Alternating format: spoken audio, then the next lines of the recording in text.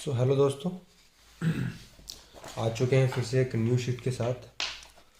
आज हमारी शीट है शीट नंबर 10। ठीक है, शीट नंबर 9 तक हम ऑलरेडी न्यूमेरिकल्स जो है मोस्ट इंपोर्टेंट न्यूमेरिकल्स जो हैं अपलोड कर चुके हैं। ठीक है, और आज हमारी शीट नंबर 10 जिसमें है शीट नंबर 10 के अंदर 26 क्वेश्चंस हैं और VVIMP क्वेश्चंस हैं, मतलब कि वेरी वेरी इंपॉर्टेंट क्वेश्चंस आपको इसमें देखने के लिए मिलेंगे। ठीक है, जो बार बार बोर्ड में रिपीटेड क्वेश्चन है, बार बार पूछे जा रहे हैं। ठीक है, आप इनकी प्रैक्टिस अच्छे से अच्छी तरीके से कर लेना। ऑल क्लियर, कई बार इन न्यूमेरिकल को लगा करके देख लेना। तो आज हम सोल्व करने वाले हैं भाई। चलो भाई फटाफट से बिना देरी करे सोल्व करते हैं। चलो भाई, सबसे पहले आपको कुछ महत्वपूर्ण फॉर्मूलाज के बारे में बता देता हूँ। ठीक है, जो ये शीट नंबर 10 है। ठीक है भाई, इसके बारे में थोड़ा बता देता हूँ आपको थोड़ा सा। देखो भाई, हालांकि आपको ऑलरेडी प्रोवाइड करा रखी है मैंने फॉर्मूला शीट। ठीक है, फिर भी मैं आपको बता देता हूँ। ठीक है जी, चलो देखो भाई। जो सबसे पहले वाला फॉर्मूला है वह है चुंबकीय फ्लक्स। नॉर्मली चुंबकीय फ्लक्स को किससे डिनोट करते हैं? फाई से डिनोट करते हैं। फाई इक्वल टू होता है मेरा क्या? बी ए। क्या होता है भाई? बी ए। और ये वेक्टर के अंदर की क्वांटिटी है। ठीक है, और अगर हम बिना विदाउट वेक्टर का फॉर्मूला देखें तो phi equal to B A cos theta. दूसरा क्या है? प्रेरित वैद्युत वाहक बल। मतलब प्रेरित वैद्युत वाहक बल को किससे डिनोट करते हैं? ई से डिनोट करते हैं। ठीक है, ई इक्वल टू होता है माइनस का एन डी फाई अपॉन में डी टी। एन जब फेरों की संख्या होगी और डी फाई क्या है? चुंबकीय फ्लक्स होगा, और डी टी जो होगा वो क्या होगा? समय अंतराल होगा। प्रेरित धारा मतलब कि आई इक्वल टू ई अपॉन में आर। अगर आप देखो तो ये ई जो है ना, ये वी की तरह काम करता है। मतलब कि प्रेरित वैद्युत वाहक बल जो है ये एज इट इज जैसे V I equal to V upon R का फॉर्मूला होता है ना, तो बस वी के स्थान पे ई हमने यहाँ पे पुट करा है और कुछ नहीं है। ठीक है, फॉर्मूला नंबर 4, चुंबकीय क्षेत्रों में गतिमान चालक के सिरों पर प्रेरित विभवांतर। अब देखो ये फॉर्मूला है, तो V इक्वल टू आपका क्या है? V equal to B V L sine theta. अब देखो जैसे कि मैंने अभी आपको बताया कि V जो है वो E के इक्वल है यहाँ पर। ठीक है, थोड़ा तो V के स्थान पर यहाँ पर आपको E लेना पड़ेगा। तो E equal to B V L sine theta. V क्या है? वेग है। ठीक है, B क्या है? चुंबकीय क्षेत्र है, और L जो होगा वो आपकी लंबाई होगी। ठीक है भाई, समझ में आ रही है? चलो जी। अब देखो क्वेश्चन नंबर वो सॉरी फॉर्मूला नंबर 5, किसी कुंडली का सौ प्रेरक। तो अब देखो सौ प्रेरक तो आपका अगर इसके अंदर आपका न्यूमेरिकल्स के अंदर जिक्र होगा तो एल इक्वल टू फॉर्मूला होता है इसका एन फाई अपॉन में आई, या दूसरा फॉर्मूला होता है एल इक्वल टू माइनस का ई अपॉन में डेल्टा आई, और ये अपॉन में है और डेल्टा टी। ठीक है, अगर मैं इस फॉर्मूले को थोड़ा बना करके लिखूँ तो हम इस प्रकार से लिख सकते हैं E equal to L D I upon में डी टी। इसको या तो डी लिख लो या डेल्टा लिख लो, बात एक है। ठीक है, इसको हम बोलते हैं डैट। ठीक है जी, या डेल्टा बोल देते हैं इसको। तो इन दोनों को मॉडिफाई करके थोड़ा सा हमने लिख दिया ई की वैल्यू निकाल करके E equal to L D I upon में डी टी। ठीक है, ये वाला फॉर्मूला हम पुट करेंगे अपने न्यूमेरिकल्स के अंदर। और 6 फॉर्मूला है, किसी प्रेरक में संचित स्थितिज ऊर्जा। स्थितिज ऊर्जा का मतलब क्या होता है? यू। ठीक है, यू से नोट करते हैं ना, U equal to half L I square. I क्या है? वैद्युत धारा है। एल क्या है भैया? संप्रेरकत्व है, ये तो आपको पता है। और लास्ट फॉर्मूला है भाई हमारा कोस दो कुंडलियों का अन्योन्य प्रेरकत्व। अब देखो स्वप्रेरकत्व और अन्योन्य प्रेरकत्व दोनों आपको अच्छे से पढ़ा रखे हैं। ठीक है, तो अन्योन्य प्रेरकत्व को किससे डिनोट करते हैं? एम से डिनोट करते हैं। M equal to N two phi two upon में आई वन, और m इक्वल टू एक फॉर्मूला है माइनस का ई अपॉन में डेल्टा आई अपॉन में डेल्टा टी। बाकी इन दोनों को मॉडिफाई करके मैंने यहाँ पर ये वाला फॉर्मूला लिख दिया है ई इक्वल टू माइनस का एम डेल्टा आई अपॉन में डेल्टा टी। ठीक है, मतलब इनके साथ में हम ये वाला फॉर्मूला इस्तेमाल कर सकते हैं, इसी से ही बना हुआ है। ठीक है, अगर मैं ई की वैल्यू निकालूंगा तो ये वैल्यू निकल करके आएगी। ठीक है भाई, समझ में आ गया? न्यूमेरिकल को स्टार्ट करें भाई। चलो जी, इसको लिखते हैं असाइड। चलो भाई, सबसे पहले देखो क्या हमारा क्या तरीका होता है। सबसे पहले हम क्या करते हैं बताओ? सबसे पहले हम क्या करते हैं, न्यूमेरिकल को अच्छे ध्यान से पढ़ते हैं, जो जो दिया होता है उसको पुट करके लिखते हैं, जो जो जो इसके अंदर दिया होगा। चलो जी लिख लेते हैं अभी जो भी दिया है इसके अंदर। देखो क्या है।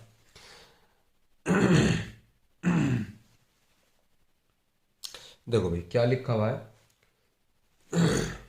गाउस की तीव्रता वाले, आई थिंक यहाँ पे लगता है कुछ छूट गया है। ठीक है,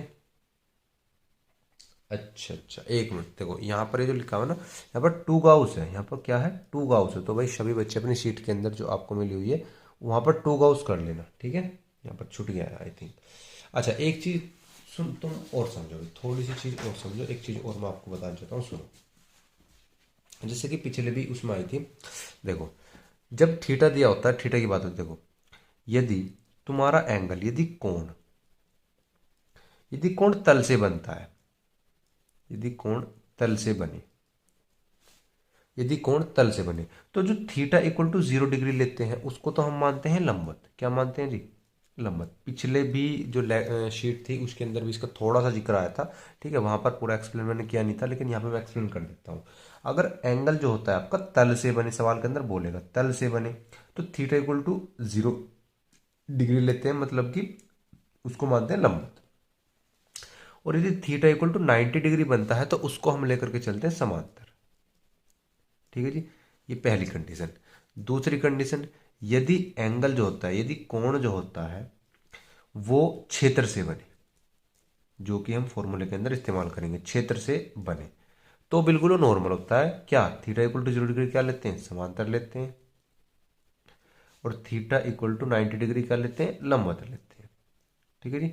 अब एक चीज यहां पर और समझो आप, देखो, अगर सवाल के अंदर, अगर न्यूमेरिकल के अंदर आपको ये वाली कंडीशन दे रखी है कि कोण जो है वो तल से बन रहा है, तो हमको उसको क्षेत्र से बनाना है। अब क्षेत्र से कैसे कन्वर्ट करेंगे? देखो, अगर कोण तल से बनती हुई सिचुएशन दे रखी है तो आपको क्षेत्र से बनाने के लिए आपको क्या करना पड़ेगा? थीटा डैश निकालने के लिए, अगर डैश मानूंगा इसको, तो आपको करना पड़ेगा 90 में से वो थीटा आपको घटाना पड़ेगा। ठीक है जी, समझ में आ गया? अभी न्यूमेरिकल आएगा तब आपको और अच्छे से क्लियर हो जाएगा। ठीक है, फिर से एक बार सुनो मैं क्या कह रहा हूँ। मैं कह रहा हूँ कि अगर कोण आपका तल से बनता है तो उसको कन्वर्ट करना पड़ता है क्षेत्र से बनाने के लिए, और क्षेत्र से बनाने के लिए हम कन्वर्ट करते हैं 90 में से उस तल से बने हुए कोण को घटाकर। ठीक है, अभी ऐसा इसलिए करते हैं क्योंकि यहाँ पर थीटा इक्वल टू 0 आया है, थीटा इक्वल टू 0 डिग्री आया है, और हम इसको मानते हैं लंबवत, और थीटा इक्वल टू 90 डिग्री आया है, हम इसको मानते हैं समांतर। ठीक है भाई, समझ में आ गया? बस इतना ध्यान रखो, कुछ ध्यान नहीं रखना कि यदि तल से बने तो हमको उसको क्षेत्र में कन्वर्ट करना होगा, मतलब कि 90 में से थीटा घटाना, बात खत्म। ठीक है, आप न्यूमेरिकल करते हैं, देखो अच्छे समझ में आ जाएगा आपको। तो भैया पहले नंबर पर न्यूमेरिकल है, तो चलो, तो दो गाउस की तीव्रता। अभी दो गाउस का मतलब क्या होता है अभी बताओ? मतलब ये आपको मान दिया हुआ है बी का। किसका मान दिया हुआ? बी। बी का किसका मान है? बी का। तो क्वेश्चन नंबर फर्स्ट, तो ये बी की वैल्यू दी हुई है, बी इक्वल टू 2 गाउस। अब देखो भैया, गाउस को अगर हम जूल के अंदर कन्वर्ट कर देते हैं, इसको जूल के अंदर कन्वर्ट करने के लिए 2 × 10⁻⁻⁴ से मल्टीप्लाई करते हैं। सॉरी जूल नहीं यार, जूल नहीं, टेस्ला, टेस्ला। ठीक है, टेस्ला, क्योंकि टेस्ला ही होता है ना बी का चुंबक क्षेत्र का मात्रक। तो ठीक है ना, तो ये दो गाउस है, तो गाउस को टेस्ला में चेंज करने के लिए 10⁻⁻⁴ से मल्टीप्लाई करते हैं। ठीक है, आगे वैल्यू दी जाएगी तो समझ जाना। दो गाउस मतलब कि वो जो है चुंबक क्षेत्र की वैल्यू दे रखी है। आगे पढ़ते हैं भाई। चुंबक क्षेत्र में टेन, आगे भी देखो यहाँ पे भी लिखा हुआ है कि चुंबक क्षेत्र की वैल्यू 10 × 20 सेंटीमीटर स्क्वायर क्षेत्रफल। अब देखो किसकी वैल्यू दे दी है? ए इक्वल टू 10 × 20 सेंटीमीटर स्क्वायर। ठीक है भाई, चलो जी, इसको मैं सेंटीमीटर में दिया हुआ तो मीटर के अंदर कन्वर्ट कर लेता हूँ, तो मतलब कि 200 हो जाएगा। तो 200 गुना 10⁻⁻⁴ मीटर स्क्वायर। ठीक है, क्योंकि स्क्वायर है तो 10⁻⁴ मुझे करना यहाँ पर पड़ेगा। अब देखो ध्यान से देखो, यदि लूप का तल क्षेत्र से 60 डिग्री पर झुका हो, अब देखो तल जो है क्षेत्र से 60 डिग्री पर झुका हो, बस यही कहानी है कि यहां जो एंगल बन रहा है ना वो तल से बन रहा है। समझ रहे हो? तल, लूप का तल। तो हमको क्या करना है यहाँ पर बताओ? हमको करना है कि हमें निकालना है क्षेत्र से। समझ रहे हो? क्षेत्र से मतलब कि theta dash equal to 90 minus का थीटा, और थीटा कितना दिया हुआ है? 60 डिग्री, या मैं कह सकता हूँ 90 - 60 इक्वल टू कितना आ जाएगा? 30 डिग्री। थीटा इक्वल टू ये हो गया। समझ में आ गया भी? चलो जी। और हमें पूछा है phi equal to question mark. बताओ क्या फॉर्मूला है? सबसे पहले नंबर का फॉर्मूला मैंने आपको बताया, क्या बताया बताओ? हम्म भाई बताया नहीं, phi equal to B A cos theta है। रख दो वैल्यू भाई। बी की वैल्यू कितनी है? बी की वैल्यू 2 × 10⁻⁴ इंटू में ए की वैल्यू कितनी है? 200 इंटू में 10⁻⁴, और कोस थीटा मतलब कि कोस थीटा कोस 30। ठीक है भाई, कोई दिक्कत? मल्टीप्लाई करो, देखो दो दो नहीं तो कर लो आप 4, इसको यहाँ से 10⁻2 है, 10⁻2 हो जाएगी, और 10⁻⁻⁴, 10⁻⁻⁴ तो ये तो हो गया 10⁻⁻8, और इंटू में ये हो गई 10⁻पॉजिटिव की 2। और कोस 30 का मान कितना होता है भाई? √3/2 होता है, √3/2 होता है। चलो जी भैया, 4 इंटू में 4, क्या आप काट लो 2 से इसको, ठीक है, 2 बार, तो 2√3 इंटू में 10⁻⁻8 है, 10⁻2 है, तो कितनी हो जाएगी? 10⁻⁻6 हो जाएगी, क्योंकि -8 बड़ी है। ठीक है भाई, तो मात्रक क्या आ जाएगा फाई का मात्रा आ जाएगा वेबर। ऑल क्लियर भाई, समझ में आया। चलो क्वेश्चन नंबर 2 पढ़ते हैं। देखो एक्स वाई तल में रखी, दिखाई दे रहा है अभी, चलो थोड़ा सा नीचे करता हूँ। एक्स वाई तल में रखी 0.2 के मीटर स्क्वायर प्रस्थ क्षेत्रफल, ए का मान दे दिया। जो जो दिया हुआ है फटाफट से लिख लिया करो तुरंत on the spot. A equal to दिया हुआ है 0.2 kelvin metre square. All clear है ये कैप आप समझ लो इसको। चलो जी कैप यहाँ पर लगा भी सकते हो आप, ये इनके ऊपर कैप, आई के ऊपर जी के ऊपर, ठीक है। कुंडली से बी इक्वल टू इतना टेस्ट, मतलब बी का मान दिया हुआ है, चुंबकीय क्षेत्र की वैल्यू दी हुई है, मतलब कि आप कह सकते हो B equal to 3I plus में 4J कैप, ठीक है भाई।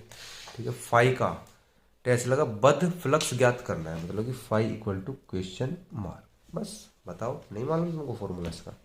वेक्टर वाला लगा दो भाई, वेक्टर वाला है ना, फाई इक्वल टू बी ए, ये वेक्टर ऊपर चढ़ा हुआ है, थीटा हट जाएगा ऐसे, तो बी की वैल्यू दे रखी है 3I प्लस में 4J, ठीक है जी, इंटू ए 0.2 कैप। अब यहाँ पे थोड़ा ध्यान से समझने की कोशिश करना, सुन।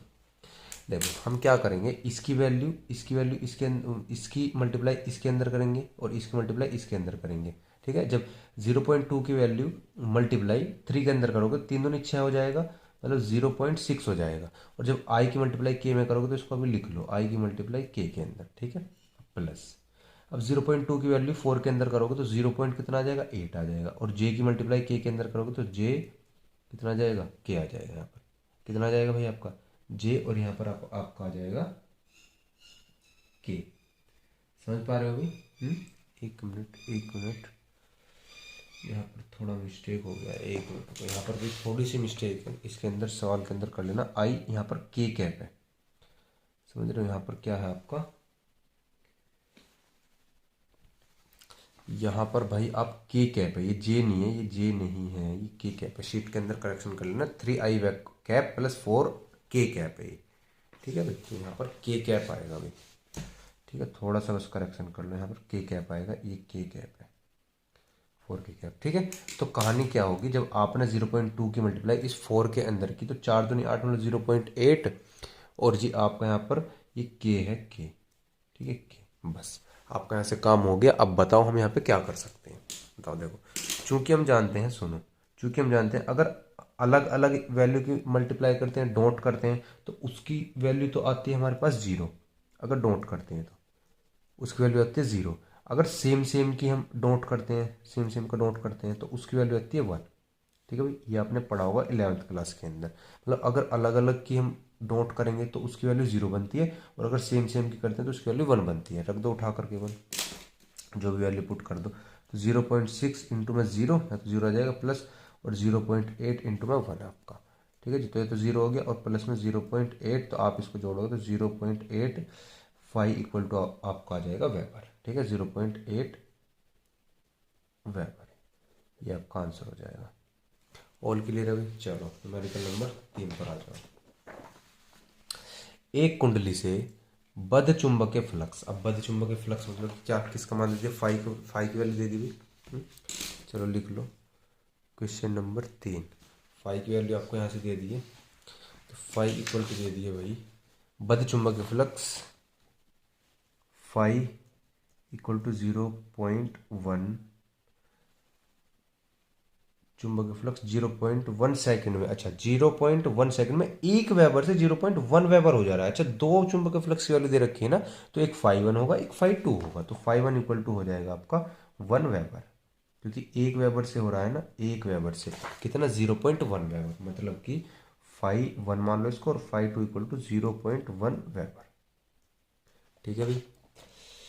0.1 सेकंड में, अब भैया 0.1 सेकंड में मतलब क्या है, डेल्टा टी इक्वल टू कितना आ जाएगा 0.1 सेकंड। कोई दिक्कत है भाई? चलो क्या पूछा है, तो कुंडली में प्रेरित वैद्युत वाहक बल ज्ञात कीजिए। कितना सिंपल पूछ लिया बताओ, ई की वैल्यू पूछ रहा है, ई की वैल्यू पूछ रहा है, बताओ कितना आसान हमसे पूछ लिया है।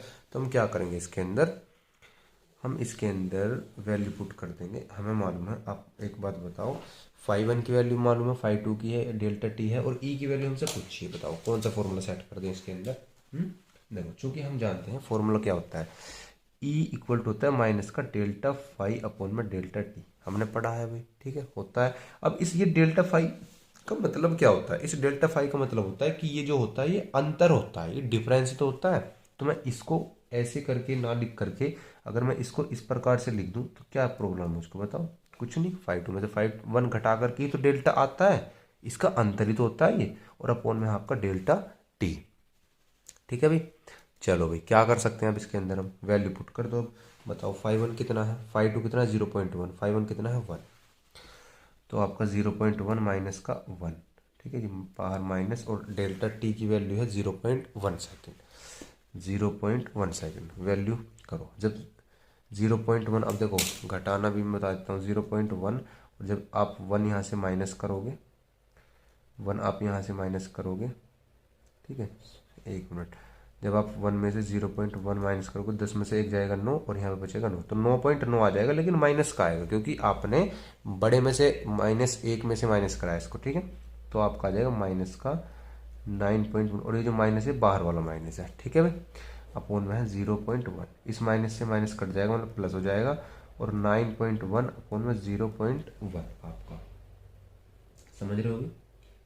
समझ में आ रही है बात? बताओ।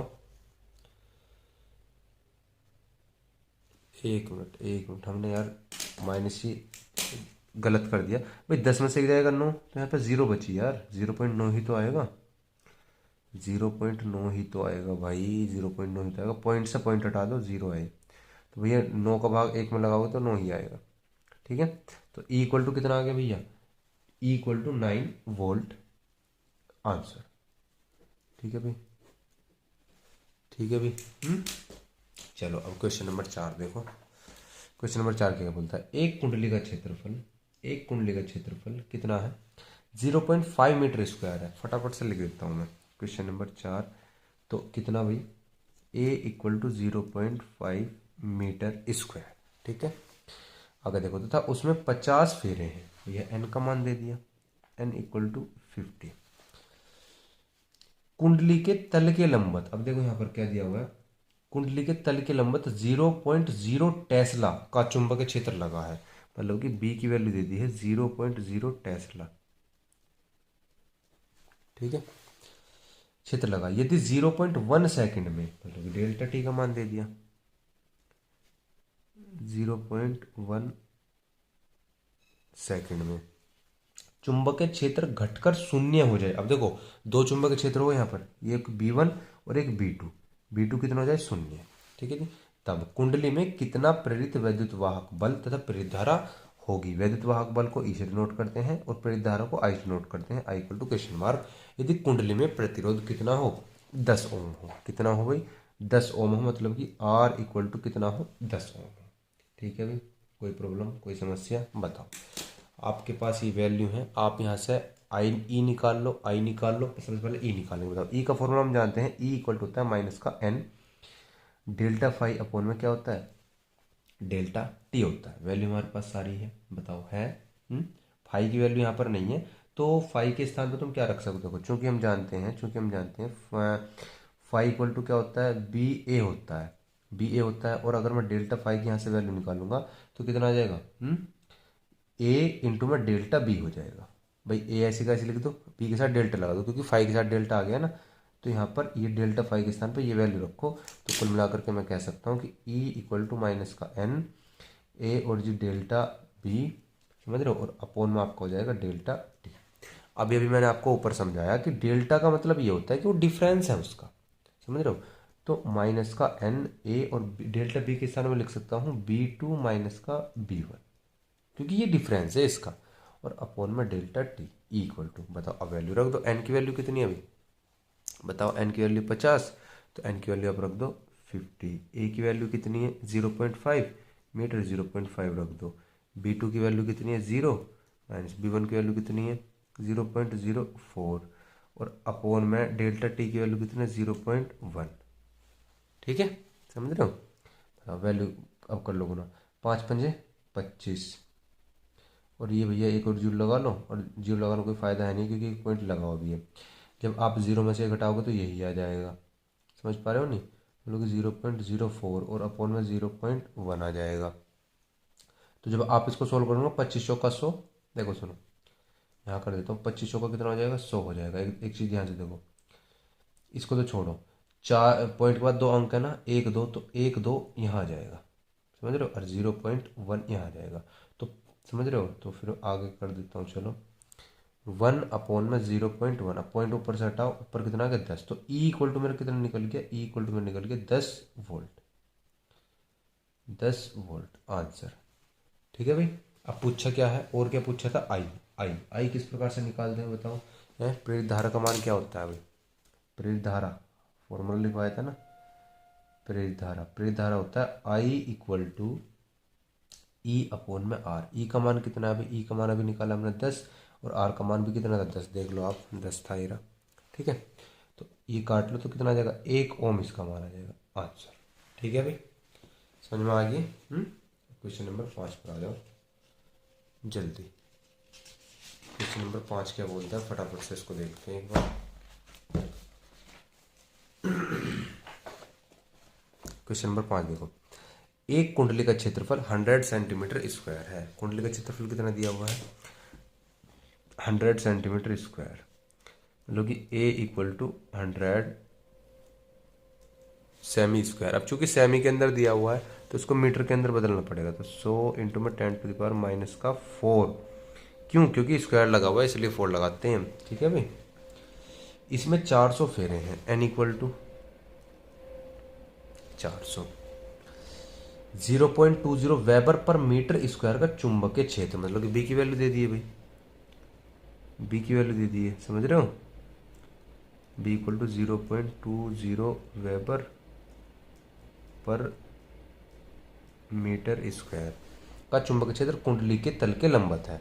यदि चुंबक क्षेत्र 0.1 सेकंड में घटकर शून्य हो जाए, अब देखो सुनो, ये B1 की वैल्यू होगी क्योंकि घट करके शून्य हो रहा है वो, कितने समय में, 0.1 सेकंड, मतलब डेल्टा टी की वैल्यू दे दी 0.1 सेकंड में। ठीक है, तो प्रेरित वैद्युत वाहक बल का मान ज्ञात करना है। प्रेरित वैद्युत वाहक बल क्या होता है मेरा, ई क्वेश्चन मार्क। यदि कुंडली का प्रतिरोध R इक्वल टू कितना हो, 4 ओम हो, तो प्रेरित धारा का मान ज्ञात करना है, और जी आई का मान यहाँ से हमको ज्ञात करना है। बिल्कुल डिट्टो अभी हमने क्वेश्चन नंबर 4 किया है, बताओ भाई क्वेश्चन नंबर 4 क्या है, बिल्कुल सेम वही कहानी करनी है, वही है, बस मैं आपको वैल्यू पुट करके देता हूँ, सोल्व आप खुद कर लेना इसको। ठीक है भाई, सुनो देखो यहाँ पर आपको लगाना है ई इक्वल टू माइनस का एन, एन क्या लगाना है, डेल्टा, बताओ फाई अपॉन में डेल्टा टी। ठीक है भाई, अभी यहाँ पर डेल्टा फाई के स्थान में मैंने बताया था ना क्या रखना है, यहाँ पर रखना है आपको ए और जी डेल्टा बी और अपॉन में डेल्टा टी, और डेल्टा बी के स्थान में बताया मैंने आपको क्या रखना है कि ये जो होता है इसका डिफरेंस होता है, मतलब कि B2 माइनस B1 आपको यहाँ से पुट करना है, और अपॉन में डेल्टा टी। अब वैल्यू यहाँ से आप पुट कर दो तो एक वैल्यू आ जाएगी आपकी, तो एन है आपका 400, ए है आपका 100 इंटू में 10⁻⁻², ये दिया हुआ ऊपर ही।